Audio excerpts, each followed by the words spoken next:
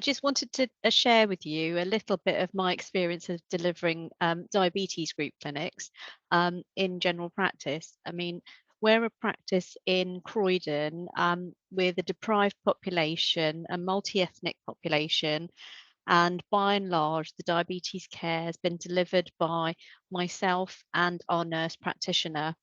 And we've got over 1,000 patients on the diabetes register alone. So, next slide, please. It was just really to let you know how this will, would work in general practice in a routine way, and some of the things that I wanted to share with you about why we actually moved to group clinics, how we found them when we began, and how we have developed them over the 6 years coming up to that we've been doing them. Next slide, please. So, our challenge started, well, I suppose, well before 2018, but we plunged into starting group consultations or group clinics in 2018, the 1st of April. I think it was the 6th of April, actually. And we'd been meditating whether or not to do this because it was a huge change in the way that we actually were going to deliver care in our practice. How we delivered care was basically we had one-to-one clinics, and they started at 15 minutes and morphed to 20 minutes because the agenda grew with the QOF asks that we had to deliver. There were sort of basically around 24 hours of highly skilled nurse practitioner, and I'm a pharmacist, so our time was more or less used up in actually delivering sort of one-to-one care. We had a number of DNAs, and it felt like all we ever talked about was HbA1cs and control of diabetes to our patients day in, day out. Um, and our care processes and our QOF was kind of not wonderful, it was average, and we got 53% when we started. I looked at the baseline and sort of thought, okay, well, how can we make this work better? Next slide, please. So, um, really, what I wanted to share with you was some of the access and efficiency markers that we achieved, how our patients felt, okay, how clinicians felt about their experience of delivering care. And actually, as a pharmacist, I suppose I'm going to tell you about, how it felt to actually do some of the nitty-gritty of changing medicines and trying to improve care in that respect. So if I take them one at a time, so next slide, please. Access and efficiency. So as I said, we had 24 hours really of sort of one-to-one clinician time, spending our days doing group one-to-one clinics with HCA support. So our patients were seen by the HCA first, and sort of things like their blood pressure and height, weight, and that sort of thing were done. And then what would happen is we would then follow up with the patient. We'd hope that the blood tests had been done, otherwise it would be a wasted appointment. So it was a bit haphazard, and I guess people, sometimes that has happened, but QOF has tried to change that for people.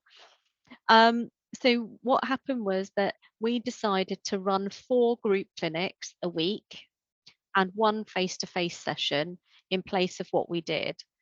And what we found was that actually it freed up a lot of clinician time, particularly our nurse practitioner, who actually had lots of other skills that we could utilize. Um, and so what happened was that we were able to actually give her a variety of different things to deliver. So the IUD clinic was something that she had actually trained to deliver, but couldn't fit in because of the number of volume of people with diabetes that needed her time.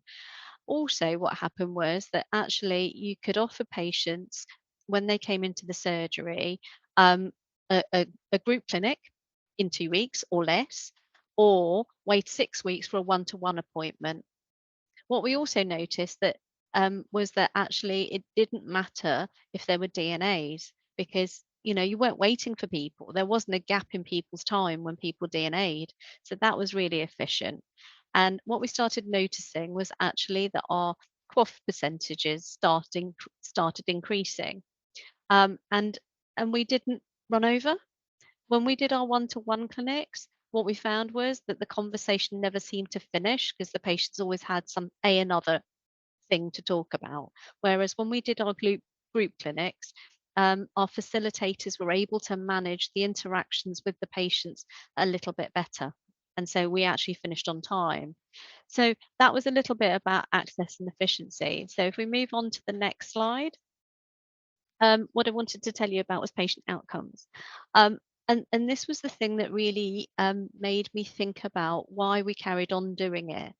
What happened when patients entered their group clinics for the first time, um, they actually didn't understand what HbA1c was, even though we'd spent years and years telling them. So actually, they sort of understood what mattered in terms of the QOF markers that we were trying to get them in for. We also tried to get them sort of more engaged, and that's a really difficult thing often when you're trying to get people from a low socioeconomic background with multiple conditions, with multiple deprivation, actually involved in their care. Because often it's, doctor, nurse, what do you think I should do? Um, they also could have that peer support and social connection in the group, and what we found was that that worked a lot to our advantage because often it wasn't about the support, it was more about the challenge. So patients actually spoke to each other and asked them why they did these things. And as a consequence, what happened was they actually were interested in why me? What can I do about things myself to actually improve my care? And they also realized that they could ask the practice that actually, if they didn't get XYZ, for example, if the ACR had been missed, they knew that actually they needed to have that done. They needed to have their feet checked. So they understood more about actually the process of diabetes care, which helped us to achieve our QOF because when they came in, they were better at doing some of those things. Um, so moving on to the meds optimization, I suppose what we found was that when we had them in a group clinic, what happened was that they actually spoke more truthfully about what they were taking and what they weren't taking, what they were eating and what they weren't eating. They also asked us more broader questions about their medicines, and they also were able to have that conversation in a shared way with their clinician about actually why I wanted to start them on a new therapy. And you also got that better, I suppose, better feedback in terms of why they didn't want it. So, and challenge from their colleagues, because if other people took, for example, SGLT2s, which are the newest things, what we found was that actually others were able to share their experience about their care. So, you could say, well, actually, John, could you share your experience about taking this new medicine? How did you find it? Could you share it with Natalie, for example? The other thing that happened was that it gave us an opportunity to actually say to people, well, actually, if you really don't want to take something, is it okay if I stop it? So actually you got a truer record of what people were taking. And so you weren't doing that whole thing about adding medicines when you knew that people when you didn't know that people were taking stuff. So that was really fruitful, and you got a better outcome as a consequence because you knew that they weren't taking the 6 drugs that you were prescribing. And that's why their HbA1c might have been higher than it could have been, or their blood pressure wasn't to target because actually they didn't believe it when you gave it to them in the one-to-one consultation. And I think the other thing that happened, and this was really interesting for me, was actually that there's a sense of being in a group clinic with your peers that actually you might be afraid to ask something, but somebody else will have asked it. So actually you could then feel a bit more empowered to actually get those answers from people. Um, so lastly, and next slide, please, was the experience of care. And probably you can tell from me talking with you that I just absolutely love group clinics, because I don't have to do all the work. The patients that come to the group clinic actually do some of that for me. So I feel much better that actually I've consulted with my patients. I'm not just ticking the QOF boxes, but actually I'm having time to have those conversations that actually a lot of people will have shared with me. The other thing that happened within the practice is the facilitators, and we have two. We have one from reception, and we have one from our HCA team, so that actually there's that spread and learning. And all our receptionists have sat in on group consultations, so they understand when they're booking the appointments how this happens. But there's ownership of the board. If the QOF boxes aren't there, then actually the HCA knows that, they need to get those done. And so we could use some of those, some of the time that's freed up in the team to actually deliver some of that. The other thing it did was actually it gave them, the HCA team and the reception team, an increased understanding of what diabetes is, what it can do. So when they're chatting to patients, there's a bit more of that social prescribing element because they're supporting the patients. It's also a fantastic learning and teaching environment. So we've had new nurses, new HCAs, registrars, GPs all sit in on the group clinics, which helps them develop their learning of diabetes experientially. So lastly, I thought that I'd give you a little bit of a flavour. Next slide, please, Helen. It just really just to show you that actually it is real data and we have our ups and downs. It's not perfect. And I just wanted to show you how many people attended out of the register. So these are people that actually of the register have attended a group clinic over the lifetime of the group clinics that we have been delivering. So they might have attended once, twice, or three times or more, it depending on how they feel about it and what they have got out of that experience. So the other thing was that obviously diabetes population is growing. So how are we going to maximize that QOF?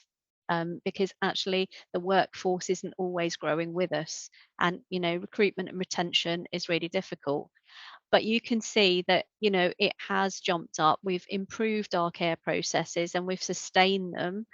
Our treatment targets, however, haven't. And there's a variety of reasons why people's diabetes and their diabetes control necessarily won't be achieved, but it's an opportunity at least to try and do better. So last slide, I think it is just really why group clinics. I think it's really, really efficient in terms of time. I've laboured the point about actually how we can use it as a different thing, both for staff and for patients. That actually patients get a lot more out of it if it's done really well. It's also another way of engaging patients. You can use the group setting to get other things. Patients feed you back about how your appointment system works because when you're talking to them, as they would in a one-to-one, they'll tell you, this is the problem. I couldn't get through to you. This is what happened. So you've got opportunities to do other things. With the face-to-face group clinics, what you also have is the ability to actually demonstrate lots of things, such as injection technique, how to use a glucometer, what the value is of self-blood pressure monitoring. Doing some of those things actually creates that efficiency. So you don't have to come and see the one-to-one HCA or somebody to get them to see how to use their equipment. So I'm hoping that that's given you a little bit of flavour of how we can use this in an environment where the workload is increasing and we are really pushed for time. It's not for everyone, but it is actually a good start to getting these reviews done. So I think that's me, Georgina. That's fantastic. So we have got quite a few questions in the chat, but what I'm going to do is I'm going to get Jason to do his little talk, and then hopefully we'll be able to actually answer some of those questions. A lot of them are are the usual questions that we get from people about group clinics. So worst case scenario, if we do find we're running short of time, then we might do a little Q&A and send it out to people afterwards. But over to you, Jason. And I'm just going to say out loud before I do that, is there's quite a few people asking for things like the toolkit and the slides in the chat. please, we will follow up with everybody, but we're not going to be sending the slides out. Okay, we're sending a recording out to you of the session, so you will get that. Okay, Jason, over to you. Great, thanks, Georgina, and thanks, Dipti. Is a fine example there of a real world enthusiasm behind group clinics, and some really good examples there. Next slide for us. So it's time to be honest with you now. I'm sure you're sitting there still quite sceptical.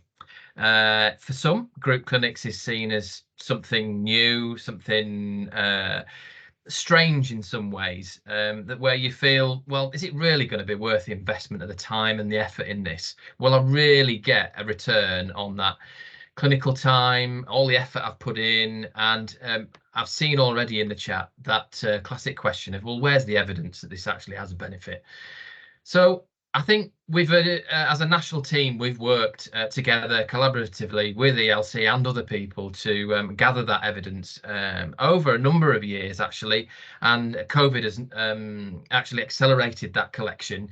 And more importantly, just recently, we've had a number of quite high-level research elements come and publish and tell us a little bit more. But that's led us to focus in on things like QOF. So next slide for us. So just one back. Okay, never mind. If we can just go one forward and another one, and then we'll go back. That's it, lovely. So we're looking at QOF, and more importantly, as I said, we've focused in on the 20 clinical QOF areas and the time spent with patients, the normal reviews that are undertaken, the normal appointments that are undertaken, and the work that's been involved in that. And we've taken actual data from both rural and urban settings to give us a real view about what group clinics can offer as a benefit. So these have come from the national data set. So it's what's happening out there, and it's applied to the evidence that we've got. So looking at an assumption that you would move around about 50% of the QOF activity over to group clinics, what we are genuinely seeing as part of these calculations is around 11,000 appointments annually released, and about 1,800 hours of clinical time, again, released as a result of moving to this way forward. Now, in real terms, that equates to about 0.7 of a full-time equivalent clinician released to do other things. So that inevitably, that provides the help and support around that. So just going back one. So we know that actually adding these things together, that's where the power comes. So normalising group clinics is genuinely what we want to see. So, for example, Dipti mentioned access, and introducing group consultations in a delivery mix is more than acceptable, and provided you can start at a lower figure, but we've talked about 50% as being a good place to start. There is that freeing up of clinician time across the board as well. So it's healthcare support workers all the way up to advanced practitioners. It's reducing those wait times and reducing those did not attends. Those are kind of the important things. But when we focus on individual ones and where there is evidence behind those, the compelling case gets even stronger. So, for example, waiting and waiting times. So we've just recently done some work around long COVID, and two pioneer sites that we worked with in primary care, particularly their nursing teams, working across and introducing, in this particular instance, video group clinics for initial assessments of patients referred to the service. They've significantly seen their reduction, significantly seen a reduction in their waiting times, and it's had a direct effect because of video group clinics being introduced. So the Bradford and District and Craven, they saw their reduction in average waiting time from 100 days to 7 days, and a reduction with their waiting list from 400 to 100 patients, just in introducing that in their local area. And in the Suffolk and North East Essex area, prior to VGC, it saw about 30% of patients within 6 weeks, and now they're seeing 75% of their patients in 6 weeks. So a massive, massive difference. Staffing is incredibly important, and I think the one thing that we want to state is that training is really highly important, and insights from our qualitative research in the primary care area show that interactive VGC training provides that real instrument for capacity building. So having the knowledge of how things work and being able to apply that really does improve the way forward and using this, and again normalizing it in that particular primary care setting. And it's similarly found that with interactive group clinics, the training and the information about applying that to particular clinical areas and the intensive support that could surround that gave, in this particular instance, the outpatients team that big change to move forward with their work. This was in Wales. So the more important things for us, of course, and we know that QOF is obviously very qualitative in its numbers, is all about the outcomes. So we know that there are significant controlled trials that have been undertaken that show an improvement in clinical biometrics. The results in much superior in the preventative care areas, especially where there's particular disadvantaged communities. We've seen an improvement in patients' knowledge about the actual condition that they have. Dipti mentioned a couple of times there about diabetes, and it applies in many of the others as well. That knowledge really gets them more in tune with the condition that they're managing. There's a reduction in A&E visits amongst the vulnerable people, and again across various different conditions. And more importantly, an improvement in the quality of life of people who are engaging with this. So I know there are lots and lots of opportunities to improve your local health with using group clinics. And the statistics are powerful, and they are only one part of it. But what I want to highlight to you over the next couple of slides is where the improvement is in the quality and the quality of being able to approach some of the conditions within QOF.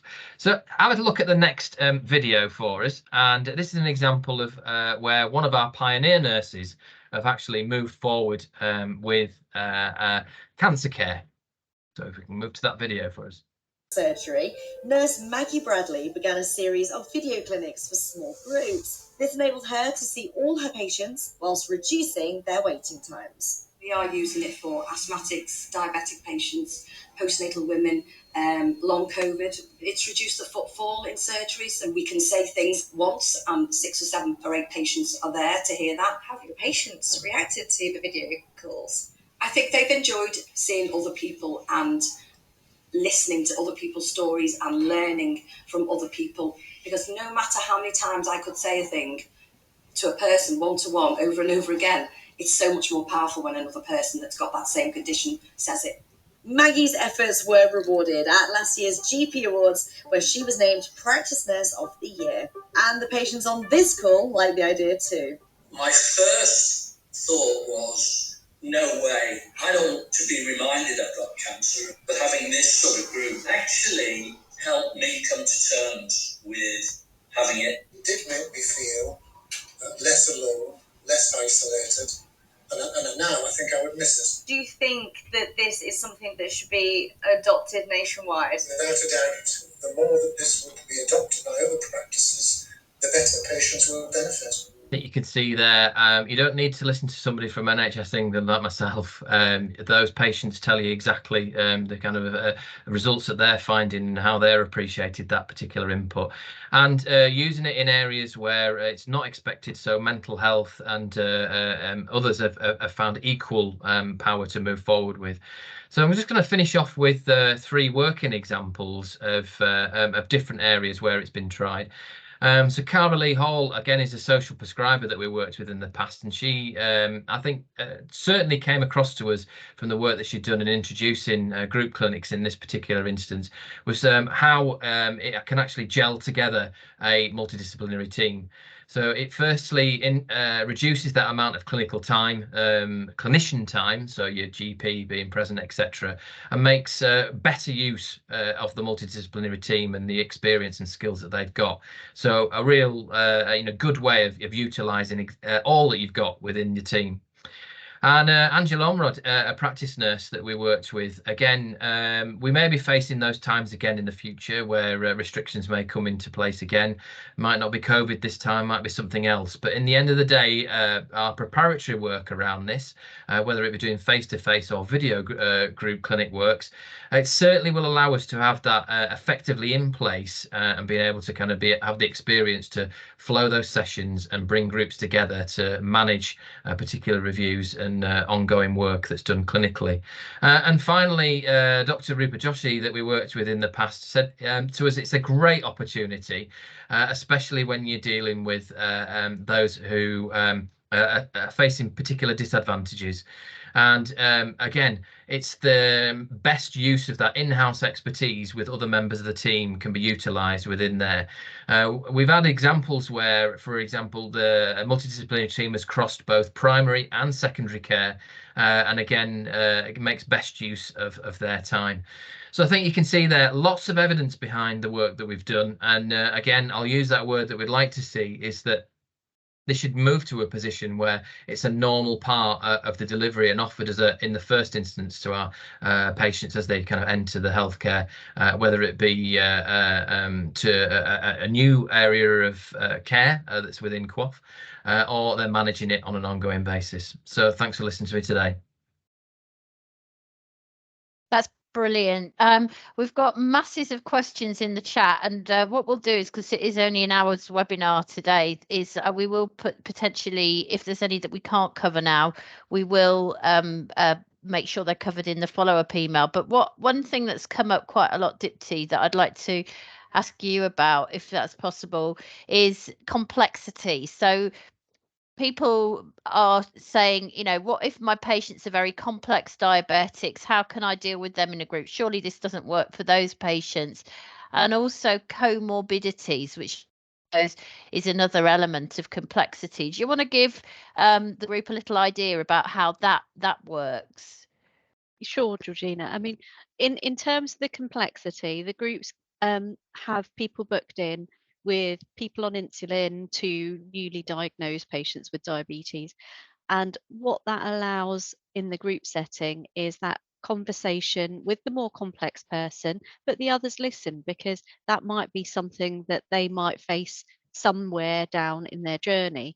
So it is about that experience of people understanding it. They don't switch off, they're actually quite engaged in learning about it.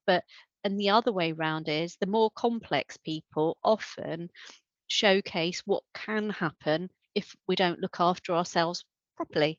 And so from a newly diagnosed perspective, what's happening is there's a steep learning curve, which is done in a peer setting. And so that often is supportive to newly diagnosed patients. And the multimorbidity, well, people with diabetes don't have just one disease. They have hypertension very often. They often have chronic kidney disease as a consequence. They also can have heart disease. So you've tackled a lot of those, and the sort of the answers often are very similar to the cardiovascular cohort of diseases. If they have asthma, we often tackle that too. So it's not that it isn't, you know, it's just unilateral. It is multimorbid, but it does depend on the skill of the practitioner and who is available to do it. But it's a learning environment. You learn as you do them. So Absolutely. Yeah. Yeah, I think it's a really important point. It shouldn't put people off basically thinking, oh gosh, I've got to do it just for diabetes. Is that what you're saying, really, Dipti? Absolutely brilliant. Yeah. The other thing that's come up a couple of times is how do you make sure that you've got your QOF coding done, that you know, the documenting process. Do you want to just give people a little bit of reassurance around how that works? I know your QOF, I think you mentioned it, but your QOF improved by about 18%, didn't it, after you introduced group clinics? And we've managed to sustain it through time. So I mean, the QOF coding is reliant on a number of things. It is about having the organisation to get the patients worked up, which is where the reception HCA team come into it, because it's a team effort. This is not a one-man show.